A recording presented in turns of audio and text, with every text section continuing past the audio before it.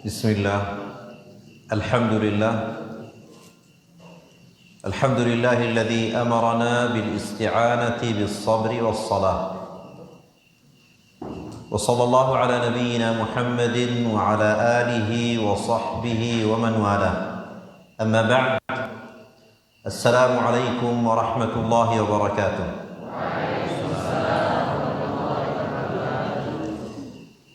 ما زال لقاؤنا يتجدد حول أخلاق وآداب طالب العلم،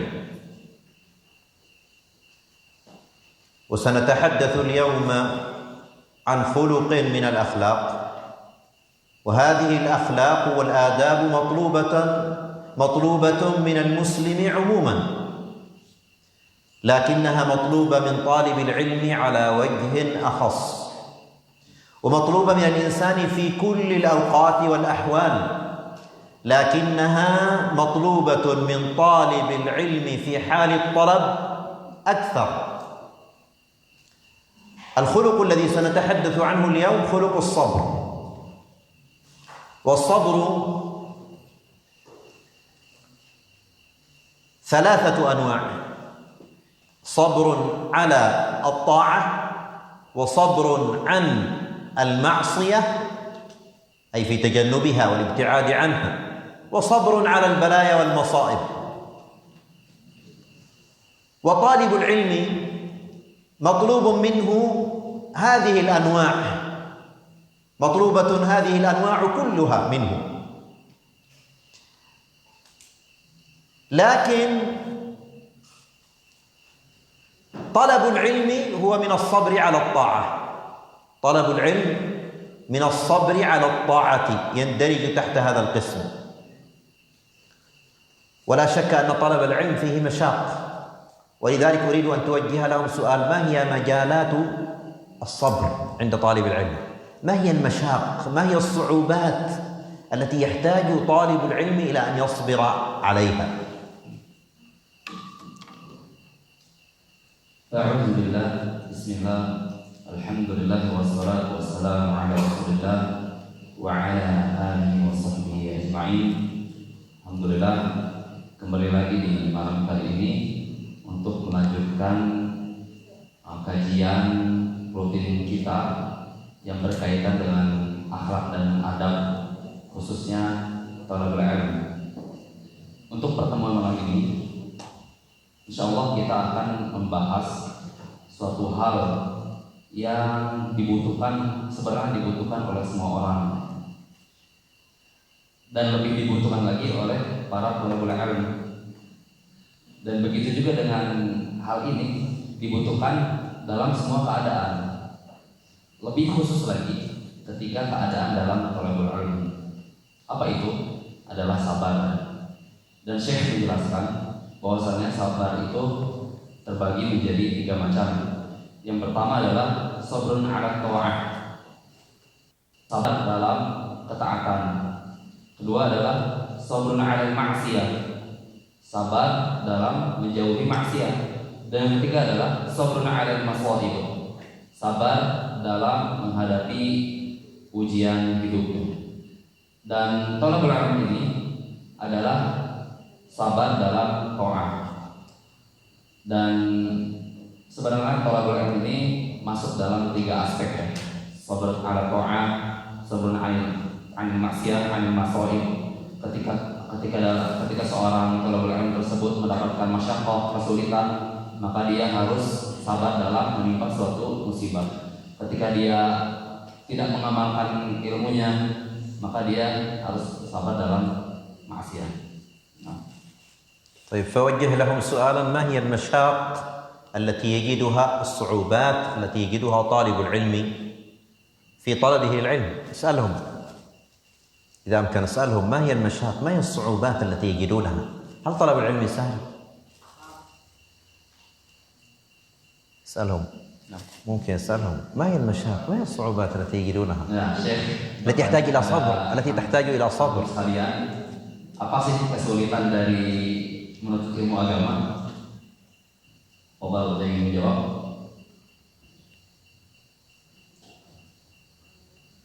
Ya, apa? Kesulitan menuntut ilmu, misalnya ngantuk atau misalnya lapar, malas, al-kasal, Syekh. الكسل الفتور نعم. طيب أيوة في أيضا أحد نعم. اختلاف اللغة. اختلاف اللغات نعم، هذه الصعوبات العلمية صحيح. جميل. إذن من الأشياء التي يجدها طالب العلم، من الصعوبات التي يجدها طالب العلم في طلبه للعلم الغربة، البعد عن الأهل، عن الوالدين، عن الأقارب. الصعوبة التي يجدها في الحفظ، في حفظ الشيء وفي تعلمه في تكراره. صعوبة في الفهم، أحيانا لا يفهم مسألة من المسائل فيحتاج إلى أن يتعب من أجل أن يفهمها. صعوبة على السهر، أحيانا نفسه تريد النوم لكن يقال له بعد الفجر لابد أن تظل مستيقظ بعد الفجر حتى تحفظ، حتى تبقى في حلقتك. أحيانا يحتاج إلى السهر في الليل من أجل طلب العلم. أحيانا قد يجوع، أحيانا قد يمرض. فهذه صعوبات يواجهها طالب العلم تحتاج إلى صبر. القصة التي سنأخذ منها دروس الصبر في الطلب هي قصة موسى عليه السلام حين خرج مع فتاه، فكان صابرا على السفر، على مشقة السفر وعلى التعب النصب وعلى الجوع. ولذلك قال لن أبرح لا وإذ قال موسى لفتاه لا أبرح حتى أبلغ مجمع البحرين أو أمضي حقبا. سفر طويل، ولذلك كان العلماء يرحلون في طلب العلم آلاف الكيلومترات. بعضهم من كان يطوف الأرض شرقا وغربا، يستمر سنوات يرحل في طلب العلم، حتى بعضهم كان من شدة التعب يبول دما. من المحدثين من كان يبول دما في رحلته من شدة الحر، ولم تكن عندهم الطائرات ولم تكن عندهم السيارات ولا وسائل المواصلات اليوم، فصبروا على ذلك وتحملوا المشاق. إذن هذا نوع من أنواع الصبر. الصبر على النصب، قال آتنا غداءنا، إذن جوع، آتنا غداءنا لقد لقينا من سفرنا هذا نصبا أي تعبا. فجوع وتعب، ونحن الحمد لله اليوم متوفر أساليب الراحة ونجد الطعام في الوقت الذي نريد، بينما كانوا يجدون مشقة. مثلا يحيى بن يعيش أحد المحدثين 30 سنة كانت تطعمه أخته، ما كان يأكل، ينسى، لا يفطر في الصباح ولا يتغدى في الظهر، وكانت تطعمه في الليل، تخشى عليه أن يموت جوعا فتطعمه. ظلت 30 سنة تطعمه وهو ناسر لنفسه من كثرة انشغاله بطلب العلم. Ya, Syekh menjelaskan mengenai kendala-kendala dan tolak ilmu yang harus dihadapi oleh seluruh penuntut ilmu. Yang pertama, al-gurbah ya. Al-gurbah anil ahal, al-gurbah anil asdito. Jadi jauh dari orang tua antum ya. Ada orang tua antum yang tinggalnya di Jakarta, ada orang tua antum yang tinggalnya di Bandung. Antum meninggalkan orang tua antum semuanya di situ ya. Dan yang kedua, ada kesulitan dalam menghafal, al-hifz ya, terkadang sulit dalam menghafal, ngantuk dan lain sebagainya gitu ya. Terus yang ketiga adalah al-fahm ya, kadang ini pun menjadi suatu masalah ketika kita hadir di kelas tapi tidak memahami materi. Yang keempat adalah asar, bergadang ya. Terkadang seorang talibul ilmi pun membutuhkan waktu bergadang untuk murojaah, untuk murojaah Al-Quran, untuk murojaah hadis dan lain sebagainya. Dan kadang jur ya, lapar, kadang lupa makan. Masya Allah kayak teman-teman semua di UBK ya, menghafal Al-Quran sampai lupa makan, lupa makan. Banyak ya di sini ya, banyak yang seperti itu. Banyak, Masya Allah. Lupa makan, lupa mandi, atau nggak sengaja nggak mandi ya. Ya, dan terkadang orang pun menghadapi sakit ya, misalnya karena sering bergadang, sering hafal Quran, mulutnya baru ya bahasa Sundanya. mulutnya berusuk, berdarah di sini, sariawan yang memang sering melantun Al-Quran misalnya. Dan ikhwas sekalian, contoh Nabi yang mengalami semua dalam Nabi Musa alaihissalam, sebagaimana yang dicantumkan atau dijelaskan oleh Allah Subhanahu wa taala di dalam surat Al-Kahfi. Bagaimana Nabi redaksi surat Al-Kahfi? Ya, wa idh qala Musa li fatahu la abrahu hatta ablugha majma'al bahraini aw amdiya huquba. Terjemahnya lah, dan ingatlah ketika Musa berkata kepada pembantunya atau kepada pemuda, aku tidak akan berhenti berjalan sebelum sampai ke pertemuan dua laut, atau aku akan berjalan terus sampai bertahun-tahun. Insya Allah ya. Ini Nabi Musa ini sabar dalam bersafar. Masya Allah, padahal Nabi Musa ini Nabi ulul azmi dan Allah berikan kelebihan, tetapi untuk mempelajari ilmu agama kepada Nabi Khidir sampai beliau menyeberangi suatu lautan dan safar bertahun-tahun untuk mencari ilmu tersebut. Insya Allah ya. Dan Nabi Musa pun lapar ya ketika di ayat selanjutnya itu kan mencari makanan. Begitu juga ya kesulitan-kesulitan yang lainnya yang dialami oleh Nabi Musa. Dan begitu pun kisah ulama Yahya bin Ya'ish. Ini salah satu ulama yang Masya Allah ya. Ini berkaitan dengan sabar dalam ya, kelaparan. Jadi ada salah satu ulama yang menarik. Selama 30 tahun gak pernah makan, bayangin. Gak pernah makan sendiri maksudnya ya. Jadi sampai ini disuapin sama orang nyari kitab, baca kitab, disuapin. Terus ada orang yang kasihan, disuapin gitu. Jadi 30 tahun gak pernah makan. Insya Allah ya, ini ulama saking sibuknya dengan ilmu, waktunya berkah gitu ya. Nah, فقصص هؤلاء تحفز طالب العلم. فمثلا عندما ذكرنا الجوع كيف كانوا يجوعون، أحيانا قد يجدون الشيء الذي يتمنونه فلا يستطيعون أن يجدوا وقتا ليشتروه أو ليأكلوه. أحد العلماء أو بعض العلماء كان يتمنى حلوى، وكانت تباع بجوار المكان الذي يطلب فيه العلم، لكن لا يجد وقتا لأن يذهب فيشتريها، لا يخرج من الباب ليشتريها، فظل 4 سنوات يتمناها، وهي الهريسة نوع من أنواع الحلوى. أيضا ذكر في تاريخ بعض العلماء أو في تراجمهم أنهم اشتهوا سمكا، فاشتروا سمكة فظلت اليوم الأول واليوم الثاني واليوم الثالث لم يجدوا وقتا ليطبخوها، ثم من شدة الجوع أكلوها وهي نية كما هي دون أن تطبخ. فهذا ما يدل على حرصهم في طلب العلم. الحمد لله اليوم متوفر كل شيء، نحن لا نصل إلى عشر هذا الصبر، يعني لا نحتاج إلى عشر الصبر الذي صبروه. وكانوا يسافرون في رحلاتهم ليس كما نحن اليوم 4 سنوات أو 10 سنوات، كانوا يرحلون 20 سنة 30 سنة 40 سنة يفارقون فيها الديار من أجل أن يطلبوا العلم. Ya, Syekh menyebutkan kisah yang menarik ya. Insya Allah, jadi ada seorang ulama pada zaman dahulu. Ulama ini ingin membeli ingin membeli sugar ya, atau gula ya. Ingin membeli gula. Nah, padahal di dekat rumahnya itu banyak toko-toko sembako gitu ya, toko gula. Tapi saking sibuknya dalam menuntut ilmu, 4 tahun tuh baru bisa membeli gula. Jadi baru ada waktu ya.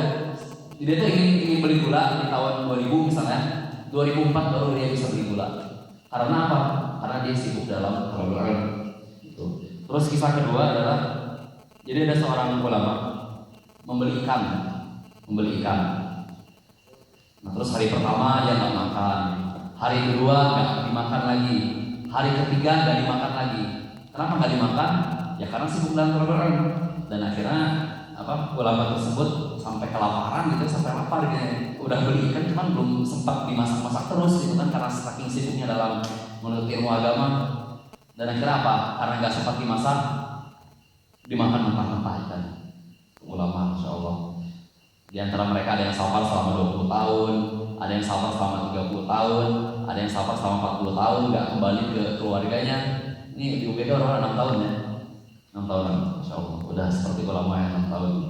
Berarti antum pulang-pulang dari UBK di sini udah hafal Al-Quran, udah pintar bahasa Arab, udah pintar bahasa Inggris, udah baca khutbah ya, Masya Allah ya.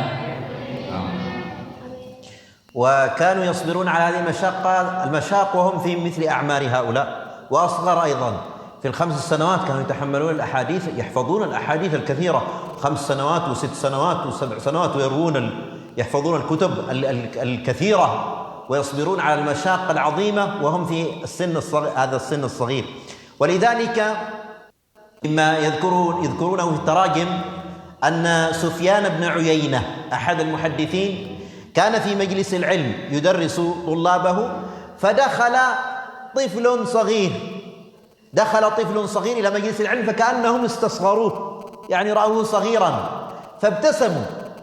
فقال لأحد طلابه اسمه ضرار، قال يا ضرار لو رأيتني، أنا يقول الشيخ لطلابه، يقول لو رأيتني وعمري 10 سنوات وأنا 5 أشبار ووجهي كالدينار، يعني ما زال صغيرا، 5 أشبار، هذا شبر، 5 أشبار ووجهي كالدينار وحذائي كذنب الفار وثيابي قصار وأكمامي صغار. وكانوا يعني كلام طويل، ثم قال كانوا يقولون أوسعوا للشيخ، كان عمره 10 سنوات ويعد شيخا من كثرة ما يحفظ، ووجهه كالدينار، ثيابه صغار، ويقول ليس عنده حذاؤه كذا كأذن الفار. فكانوا يطلبون العلم مع الصغار، وفي هذا السن الذي هو العلم في الصغر كالنقش في الحجر. Dan ini kisah lagi ya, Masya Allah, Syekh lagi-lagi menyebutkan berkisah di ruangan ini ya. Ya, jadi ada seorang anak kecil datang ke majelisnya Sufyan bin Uyainah, dan Sufyan bin Uyainah ini kaget ya melihat anak kecil yang berwibawa, yang hafalannya banyak, yang sepatunya masih kecil, tangannya juga kecil, dan ya intinya masih kecil kan. Tapi si anak kecil ini usia 10 tahun sudah jadi ulama, Insya Allah ya. Antum tahu nggak apa Imam Syafi'i itu menjadi qadhi atau menjadi ketua MUI berapa tahun sih? 15 tahun untuk Imam Syafi'i. Antum ada yang 15 tahun di situ misalnya? Ada 15 tahun. Nah itu antum harus sudah jadi ketua MUI, ini seharusnya perlu jadi ulama. Ya Insya Allah. Inilah Masya Allah para ulama. ومن الصبر على جفا المعلم كما يقولون، يعني شدة المعلم. أحيانا المعلم قد يشتد على الطالب أو قد يؤنبه بكلمة شديدة أو قد يعاقبه أحيانا بعقوبة، فعليه أن يصبر على هذا. ولذلك موسى عليه السلام كليم الله لما وصل يطلب العلم عند الخضر عليه السلام ماذا قال؟ هل أتبعك على أن تعلمني مما علمت؟ قال إنك لن تستطيع معي صبرا، وجاءوا بشدة، لن تستطيع معي صبرا. فقد يجد الإنسان شدة من أستاذه، فعليه أن يصبر وأن يتحمل. ويذكر أهل التراجم أيضا من القصص قصة هشام بن عمار. هشام بن عمار هذا كان صغيرا في السن، وأبوه باع بيته ب20 دينارا من أجل أن يطلب العلم عند الإمام مالك، فذهب إلى الحج وذهب قال حدثني، لما يريد الإمام مالك إلا أن يحدثه يعني بجنافة، ليس عنده الأدب، ما زال صغيرا لم يفهم شيئا. فأوكله إلى أحد حراسه ضربوه 15 سلطا، تأدب مع الشيخ. لو كان لا يريد، ليس عنده حرص على الطلب ولا يصبر، كان سيذهب ويبكي ويعود إلى أبيه. لا، ولكنه صبر وعاد إلى الإمام مالك ويبكي. قال ما يبكيك؟ أوجعك الضرب؟ قال لا، ولكن أبي باع بيته من أجل أن أسمع منك، من أجل أن تحدثني.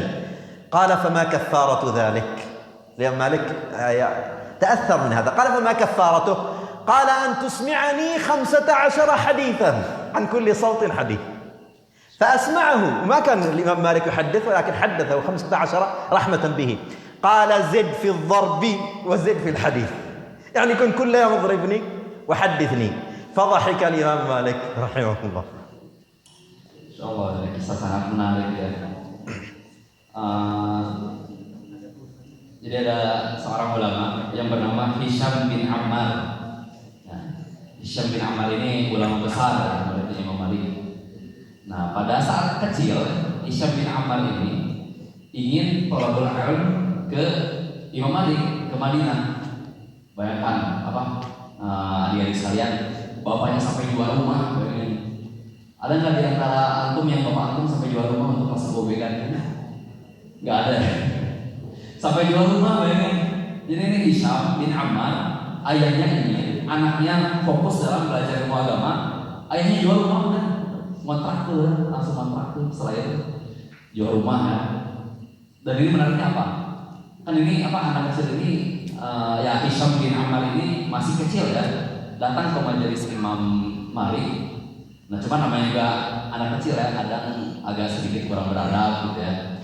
Dan hadis nih, wahai Imam Malik, ajarkan aku satu hadis. Kata anak kecil, kata Hisham bin Ammar ini, Iqra, baca aja. Berulang kali ya berkata seperti itu. Dan oleh Imam Malik dipukul 15 kali. Bayangin ya, orang kalau misalnya antum sebagai orang tua gitu ya, udah jual rumah, anaknya pergi jauh-jauh ke Madinah, terus ketika di majelis nggak diajarin hadis sampai dipukul 15 kali, antum gimana? Bakal protes nggak?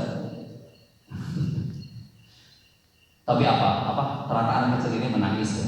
Hisham bin Ammar ini menangis, dan Imam Malik ya, namanya Syekh gitu ya, iba ya, merasa nggak enak. Ya Allah, ini datang ke majelis saya tapi dia sampai menangis gitu ya. Akhirnya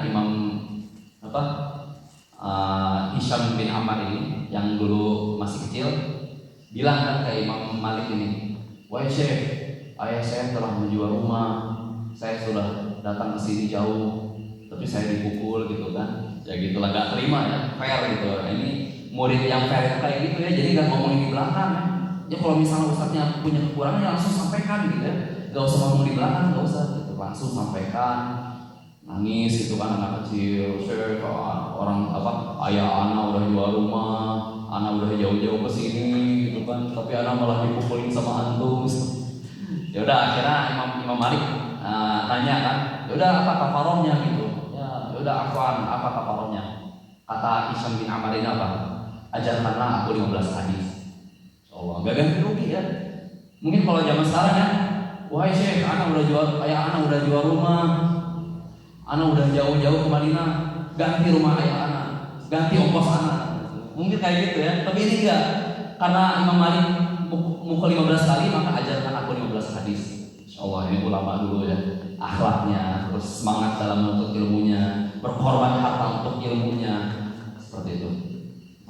إذا لكن توضح لهم أنه مطلوب من الطالب أنه يصبر على المعلم حتى إن عاقبه إن كذا، فهذا فيه تهذيب له. وأصل هذا هو موسى عليه السلام، صبر موسى عليه السلام حينما قال له إنك لن تستطيع معي صبرا، فواجهه بشدة ولكنه قال ستجدني إن شاء الله صابرا. Oh ya, ada yang terluput ya di Sunan Syekh. Jadi pembahasan ini adalah pembahasan mengenai pentingnya kesabaran bagi murid untuk menghadapi ustaz. Jadi sabar menghadapi guru-guru antum ya. Jadi ada ustaz antum yang sifatnya misalnya pemarah, ada ustaz antum yang sifatnya ya nggak sempurna ya, namanya manusia ya. Sebagai murid kita harus sabar. Contohnya nih, Nabi Musa alaihissalam sudah jauh-jauh ya safar dari suatu tempat menyeberangi 2 lautan. Ketika datang ke Nabi Khadir, ini Nabi Musa ini pemimpin Bani Israel ya, pemimpin Bani Israel, ulul azmi, terus kalimullah, Nabi yang diajak bicara oleh Allah, masih mau belajar, terus ketika mendapati gurunya, lantas tati' alaihi sabra. Kata gurunya apa? antum tuh gak bakal sabar belajar sama anak. Tapi ini Nabi Musa ini terus semangat, gitu, nggak pantang menyerah, terus mendatangi gurunya, nanya gitu, walaupun secara umumnya itu gurunya itu menolak kan keberadaan Nabi Musa untuk belajar dengan Nabi Khodir tersebut. Jadi tuh intinya para ikhwah sekalian, para adik-adik sekalian, sabar menghadapi guru-guru antum ya, karena salah satu keberkahan ilmu didapatkan dari adab kepada guru-guru antum, sebagaimana yang telah dipelajari di kitab ini ya, kitab yang dibahas oleh Ustaz Ali. Sudah pernah belajar kan? Nah, أيضا من صبر طالب العلم الصبر على الاستمرار والثبات، لأنه أحيانا يكون الإنسان مندفع في البداية، لكل عمل شرة الحديث ولكل شرة فترة، فيكون الإنسان مندفع في البداية متحمس، وبعد ذلك يفتر وبعد ذلك يأتي الشيطان يخذله فيريد أن يترك. لابد أن يستمر وأن يصبر وأن يواصل وأن يبني قليلا حتى يثمر. ولذلك يذكرون أيضا أهل التراجم أن أحد العلماء كان في بداية طلبه للعلم لا يفقه شيئا، كلما تعلم يكرر ويحفظ حتى يئس من أن يحفظ شيئا من العلم، وأراد أن ينصرف إلى بلاده، أن يعود إلى بلاده وإلى قريته وإلى منطقته. وبينما هو في الطريق وجد قوما يستقون يغرفون من بئر، ورأى أن الحبل الذي يغترفون به الماء يرفعون به الدلو قد قطع الصخرة. قال: ما الذي قطع الصخرة؟ قالوا: الحبل. قال: الحبل الضعيف يقطع الصخرة بسبب ماذا؟ كثرة تكراره. فقال: اصبر ولا تضجر من مطلب، فآفة الطالب أن يضجر. أما ترى الحبل بطول المدى على صليب الصخر قد أثر؟ قال: الحبل بطول. فعاد بعد ذلك للطلب وواصل وصبر حتى أصبح من أكابر العلماء. Nah, di antara kesabaran yang harus dimiliki oleh para ulama adalah sabar dalam istiqomah. Istiqomah ini sulit ya, dan bahkan istiqomah ini adalah sebesar-besar karomah ya. Istiqomah. Dan Syekh lagi yang menyebutkan suatu kisah ya para ulama supaya kita semangat gitu ya. Jadi ada seorang syekh, seorang ulama besar ya, di zaman dahulu. Sebenarnya ulama ini sulit dalam memahami pelajaran, sulit dalam menghafal, sulit dalam memahami suatu materi dan sebagainya. Nah, suatu ketika saking lelahnya ulama tersebut pergi aja ke suatu tempat ya istilahnya stres ya, refreshing dulu, anak nggak paham, anak nggak apa satu halaman aja susah gitu ngapal Qurannya. Ada di antara itu seperti itu? Ya ini. Akhirnya pergi ke suatu tempat ya, dan melihat orang yang menggali atau bukan menggali nimba air, terus lihat ada celakaan air ke batu, dan diselidiki ternyata batu tersebut terkikis gitu ya. Jadi itu air yang volumenya tidak sebesar atau air yang tidak seberat, yang tidak berat ya, tapi bisa mengikis air gitu. Kenapa? Ya karena terus istiqomah gitu ya. Gak mungkin itu batu bisa terkikis hanya dalam sehari dua hari dari tetesan air. Bisa jadi beberapa tahun atau misalnya beberapa bulan kan, seperti itu kan. Dan si ulama ini karena melihat fenomena tersebut balik lagi para ulama dan jadi ulama besar. Jadi gitu ya, bagi ikhwan sekalian, bagi yang kesulitan dalam menghafal, bagi yang kesulitan dalam memahami, bagi yang sulit dalam mempelajari bahasa Arab atau bahasa Inggris, sabar ikhwan, insyaallah bisa. أنه يقطع الإنسان عن طلب العلم ويأتيه بالمحبطات ويأتيه بالمشاكل، وهذه ابتلاء ليرى من الذي سيستمر إلى نهاية الطريق. والعلم ليس له نهاية، يظل الإنسان يتعلم دائما. كان بعض العلماء طلاب العلم كان يطلب العلم حتى وهو في النزع عند الموت. ففي مثل هذا الموطن يقول: مع المحبرة إلى المقبرة. المحبرة هي التي إناء الحبر الذي يسقى به القلم. قال: من المحبرة إلى المقبرة. يعني العلم مستمر مع الإنسان، لابد أن يظل يتعلم في كل وقت، ولا يمكن أن يصل إلى نهاية العلم، لكن يستمر في العلم ويستمر في التعليم. عندما يتمكن من معرفة مسألة يعلمها، بلغوا عني ولو آية. فالمطلوب من طالب العلم أن يصبر على كل هذه الأمور التي ذكرناها. Nah, salah satu godaan setan ya, untuk para ulama adalah membuat si penuntut ilmu tersebut menyangka bahwasanya belajar ilmu agama itu sulit. Oh, sulit sekali. Jadi setan terus ya menggoda manusia supaya udahlah berhenti aja lah, sulit lah belajar nahwu misalnya. Tuh udah berhenti aja belajar hafalan Quran, udah susah udah tidur aja, udah ngobrol aja pas ada satu kalakom misalnya, udah nggak usah dengerin kajian Syekh Abdul Haq dan Ustaz Rafil di sini, udah tidur aja lah, ngantuk sama itu setan ya. Jadi kan setan itu selalu mewas-was manusia untuk menjauhkan dari ilmu, karena ya jelas ya, karena thoriqah tercepat untuk menempuh surga atau lanjut kuliah ya, pasti ada persyaratan yang benar, persyaratan apa yang harus dimiliki dan apa yang tidak dimiliki. Dan ketika kita mempelajari ilmu agama, kita tahu persyaratan masuk surga itu apa, 1, 2, 3, 4, dan persyaratan untuk dijauhkan apa gitu, misalnya menjauhi maksiat, menjauhi zina dan sebagainya. إذن المطلوب من طالب العلم أن يصبر على الرحلة السفرة التي ذكرناها في طلب العلم، وعلى النصب والتعب، وعلى الجوع والمشقة، وعلى شدة المعلم معه، وعلى الاستمرار في الطلب.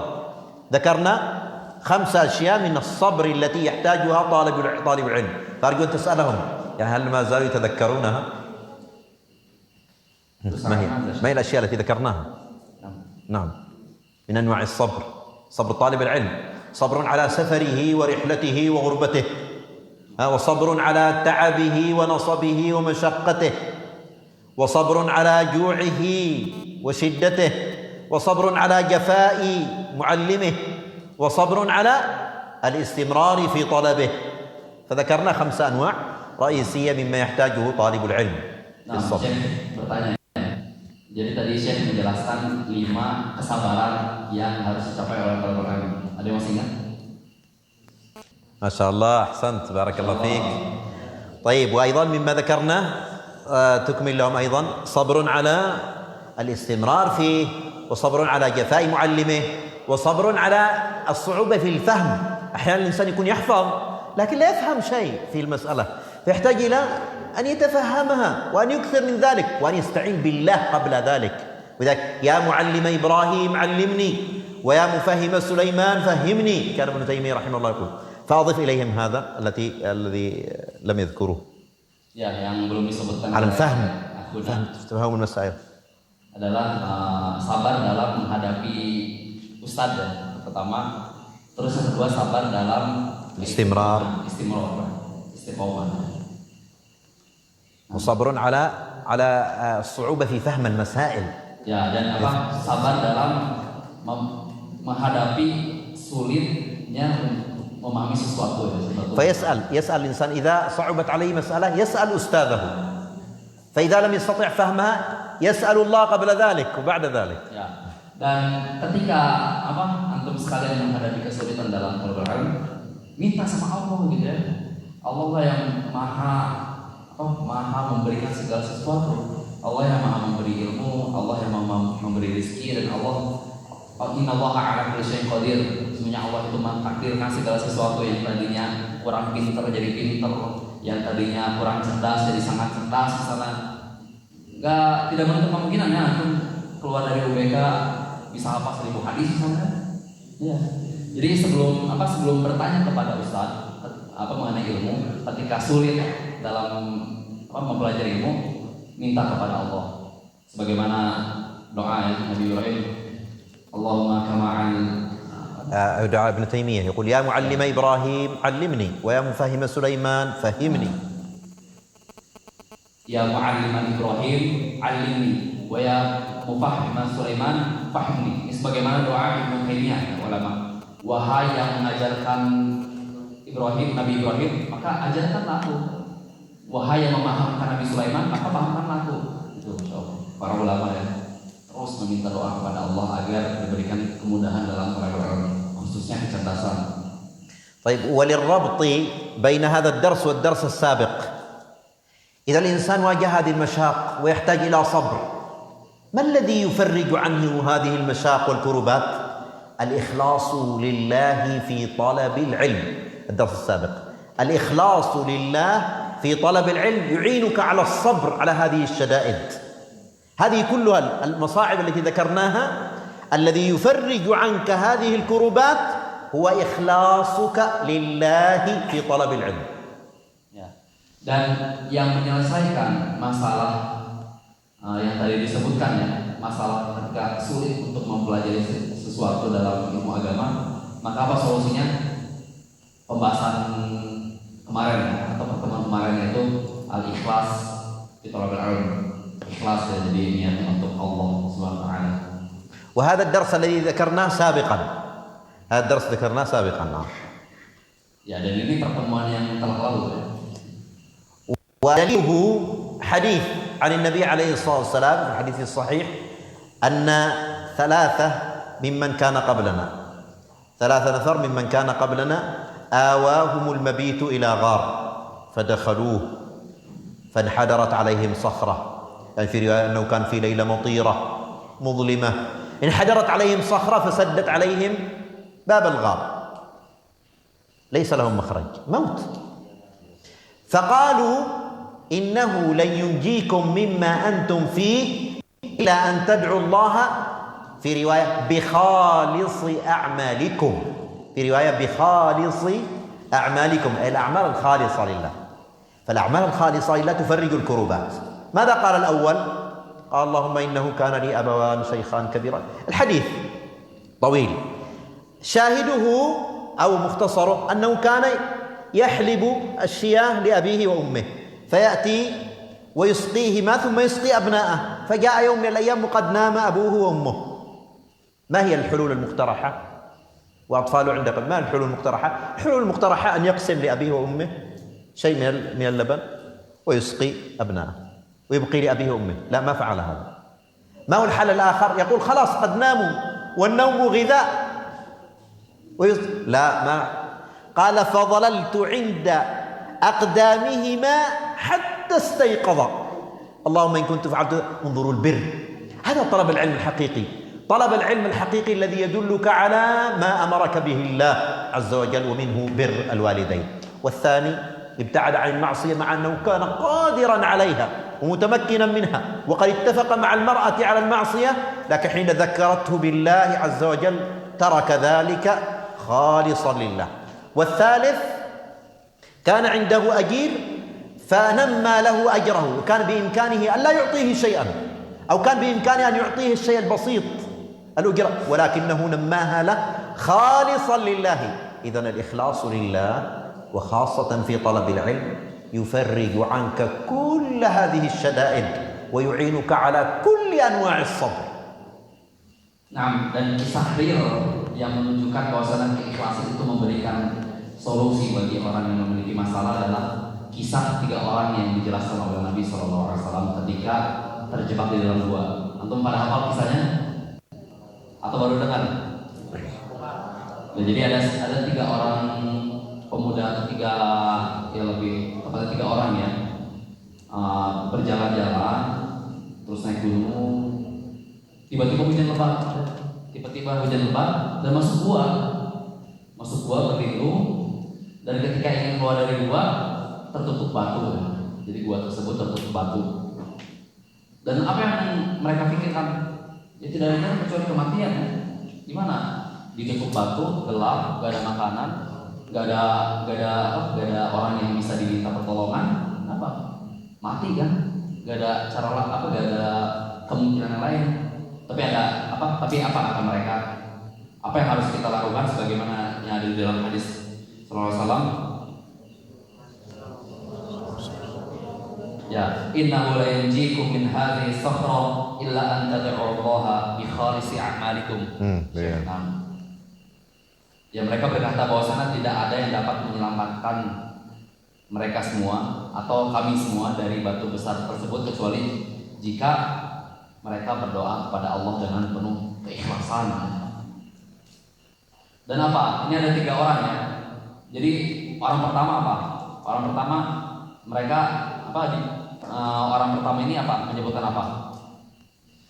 Jadi orang pertama ini pada suatu ketika ya sedang bertani, terus kemalaman pulang, dan setiap hari si orang tersebut selalu memberikan susu hasil perasannya untuk orang tuanya dulu. Jadi belum pernah tuh ketika mendapat susu perasan ngasih ke istrinya dulu atau ke anaknya dulu, belum pernah. Jadi selalu pertama kali itu ngasih kedua orang tuanya dulu.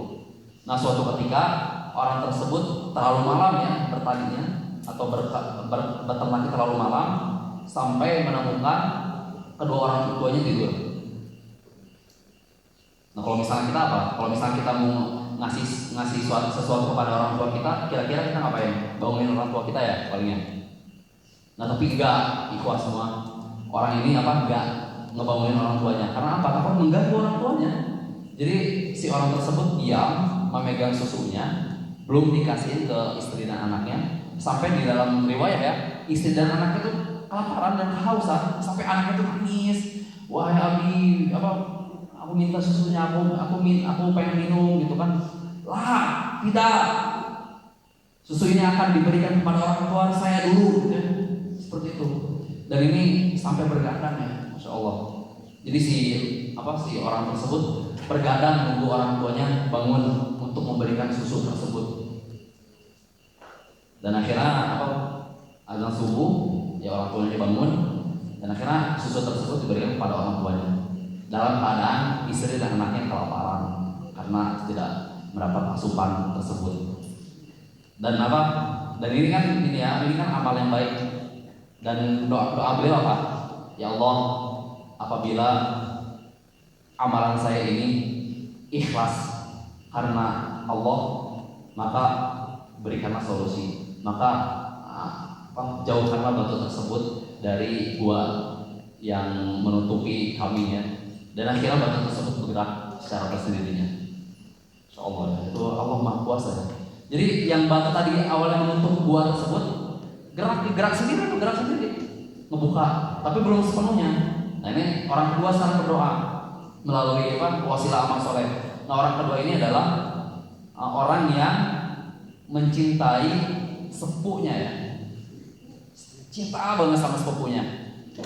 Sebenarnya ingin menikahinya, tapi si sepupunya ini nggak mau. Dan pada suatu ketika sepupunya tersebut ya perempuan ini membutuhkan uang ya, dan si laki-laki ini, si sepupunya ini, orang yang berdoa ini akhirnya memberikan tawaran 120 dinar ya dalam riwayat. 120 dinar itu kalau misalnya zaman Nabi dinar itu 2 juta kan senilai dengan domba ya. Zaman Nabi itu 1 dinar itu berarti 480 juta. Ya wajar ya kalau misalnya perempuan ditawari uang segitu ya wajar ya. Akhirnya si sepupu tersebut menyetujui untuk berzina dengan orang ini. Langsung takut dan meninggalkan si perempuan tersebut, dan istighfar kepada Allah. Masya Allah ya ini. Dan apa kata si orang tersebut? Wahai Allah, apabila amalan ini ikhlas karena Allah, karena saya telah meninggalkan maksiat karena takut kepada Allah, maka bukakanlah batu ini. Batu tersebut bergerak lagi secara tersendirinya. Dan orang ketiga, orang terakhir, orang tersebut memiliki budak hamba sahaya untuk dipekerjakan. Nah, suatu ketika si budak tersebut pergi, tapi gajinya belum dikasih sama majikannya. Majikannya orang ini ya, orang yang terjebak di gua ini, orang ketiga ini. Dan karena orang ketiga ini gak mau mengkorupsi atau gak mau ngambil harta haram gitu ya, hasil dari gaji budak tersebut, akhirnya harta ini dibeliin misalnya dibeliin tanaman atau dibeliin pertanian ya, tapi diputar gitu, jadi bisnisnya tuh ngalir. Nah, suatu ketika karena uang tersebut diputar gitu ya, muter apa menghasilkan nambah lagi keuntungannya. Akhirnya kaget kan si budak tersebut datang lagi ke majikannya. Wahai hamba Allah, mana gaji yang telah engkau tahan kepada saya? Ini bayangin coba, ini kurang ajar ya budak ini ya. Jadi udah dia nggak izin, dia nggak izin ya pergi meninggalkan majikannya. Terus kedua, ketika dia datang lagi ke majikannya, tiba-tiba nanya, "Oh ya lo, mana gaji gue?" gitu kan? "Oh ya lo, mana gaji gue?" Ini nggak beradab sekali gitu ya ke majikan bilang kayak gitu. Padahal dia awalnya kabur tanpa kabar kan. Soalnya itu kalau misalkan majikan yang nggak sabar, antum masih minta gaji aja, antum aja kerja nggak bener gitu kan. Tapi apa kata majikan tersebut, ini orang yang ketiga ini, nih gajimu nih, ada unta, ada kambing, ada sapi, ada hampir sehaya. Apa kata si budak ini? Lo ngijip gue loh. Iya, masa gaji gue nggak seberapa, tapi kok bisa ada unta, ada sapi, ada kambing? Ya ini yang kata si majikannya apa? Ya ini uang antum anak puterin gitu, anak jadikan bisnis supaya uang antum untung gitu. Udah akhirnya si budak ini tanpa pamrih, tanpa bilang makasih, udah sini. Kurang beradab apa coba bayangin. Ya minimal minta bilang makasih gitu ya, makasih Tuhanku, alhamdulillah Engkau telah memberikan saya, harta saya diputar gitu, akhirnya saya mendapat keuntungan yang banyak. Ini enggak bilang makasih sama sekali. Udah pergi tanpa adab, terus datang lagi nuntut yang tidak berhak, terus nggak bilang makasih lagi ketika dapat keuntungan. Tapi apa kata orang tiga ini? Wahai Allah, apabila amalan saya ini ikhlas karena Allah, maka ya ikhlas ya, masya Allah ya. Tadi menghadapi budak yang kurang ajar tadi kan, ini ikhlas sekali ya. Maka bukalah batu tersebut. Akhirnya dengan 3 doa orang tersebut terbukalah batu tersebut dan akhirnya mereka bertiga selamat. Ini kisah nggak dibuat-buat ya. Ini kisah Nabi SAW. Jadi keikhlasan itu bisa memberikan solusi apapun yang kita hadapi di dalam dunia ini. طيب أكمل كلام. لا ما في مشكلة. أنا أردت منك هذا. فهؤلاء الإخلاص أخرجهم من ذلك المأزق فخرجوا يمشون كما قال النبي عليه الصلاة والسلام: فالإخلاص يعين طالب العلم على الصبر بل يجعله مجاب الدعوة بعد ذلك بإخلاصه في طلب العلم. يمكن لو واجه أي مشكلة في حياته فقال: يا رب أسألك بأني طلبت العلم لوجهك أو حفظت القرآن، فقريب بأن يستجاب له، لأن هذا من التوسل المشروع، أن يتوسل الإنسان بعمل صالح تقرب به الله عز وجل، بعمل خالص لله تبارك وتعالى. Nah, lagi ditekankan mengenai ikhlas ya. Jadi al-ikhlasu yu'inu talibal ilm fi sabr. Ikhlas itu sangat bisa menolong para talibul ilm dalam menggapai kesabaran. Ya, apa korelasinya? Jadi kan tadi Syekh sudah menyebutkan bahwasanya talibul ilm itu penuh harus banyak kesabaran yang kita lalui gitu ya. Sabar dalam bergadang, sabar dalam kelaparan, atau misalnya jauh dari orang tua dan keluarga. Nah, gimana supaya kita bisa istiqomah? Bagaimana kita supaya bisa ada kesabaran ini? Maka dengan caranya apa?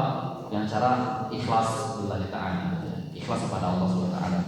وأخيرا يقولون هناك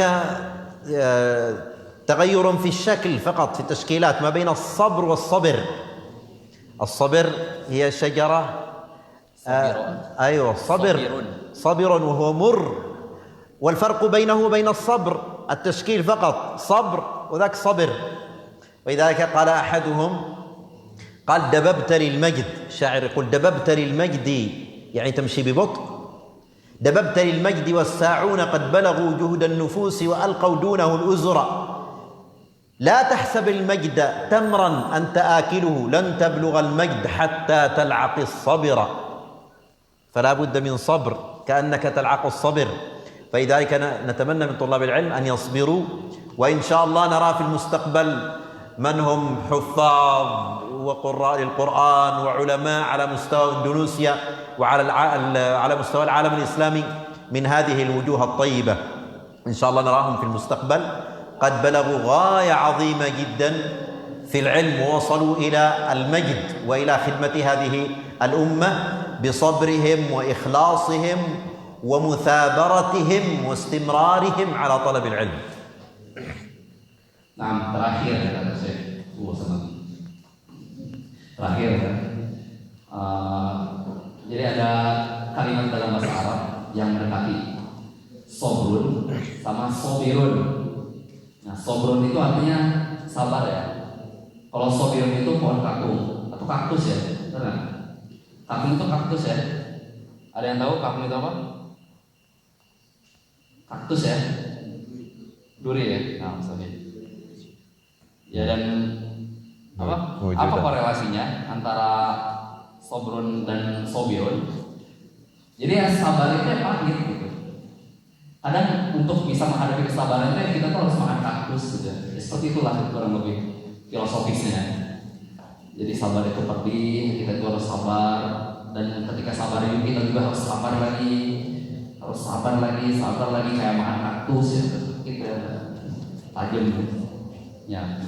Dan selanjutnya Syekh berdoa untuk antum sekalian, khususnya santri UBK, semoga antum semua dimudahkan dalam thalabul ilm, semoga antum semua ya bisa menghadapi kesulitan-kesulitan yang ada dalam thalabul ilm dan bisa sabar, dan semoga Syekh bisa melihat antum sekalian lulus dari sini menjadi ulama-ulama besar yang muncul di mimbar-mimbar Indonesia dan mimbar-mimbar dunia. Nah, seperti itu.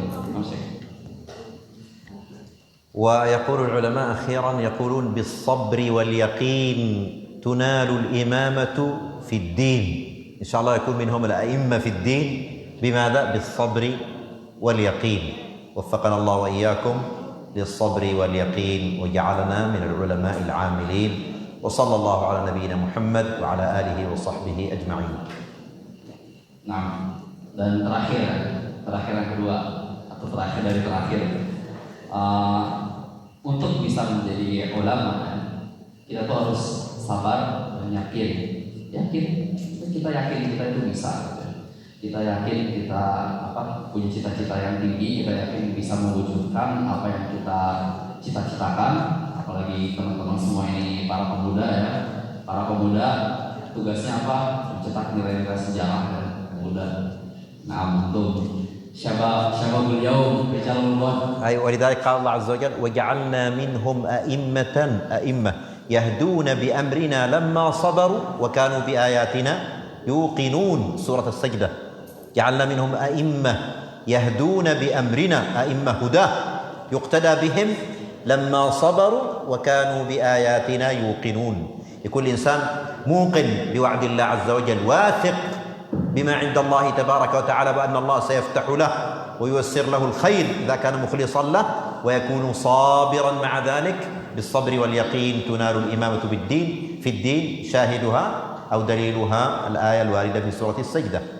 Nah, ternyata yakin dan sabar ini tertera di dalam surat As-Sajdah ayat 24. Wa ja'alna minhum a'immatan yahduna bi amrina lamma sabaru wa kanu bi ayatina yuqinun.